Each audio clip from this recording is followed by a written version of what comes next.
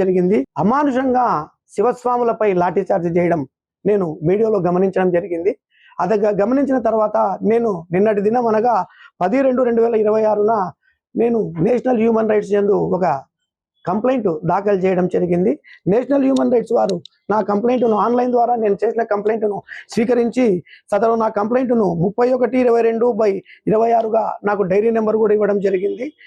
తర్వాత నేను మీ ద్వారా శ్రీశైలం దేవస్థానం యొక్క ఈఓ గారిని, శ్రీశైలం దేవస్థానం యొక్క పాలక మండలి సభ్యులను, చైర్మన్ గారిని కోరేదేమంటే, అదేవిధంగా ఎండోమెంట్ డిపార్ట్మెంట్ కూడా కోరే విధంగా ఏమంటే, శివదీక్ష అనేటువంటిది మన ఆంధ్ర ఉభయ తెలుగు రాష్ట్రాలలో అత్యంత ప్రాచుర్యం పొందినటువంటి శివదీక్ష.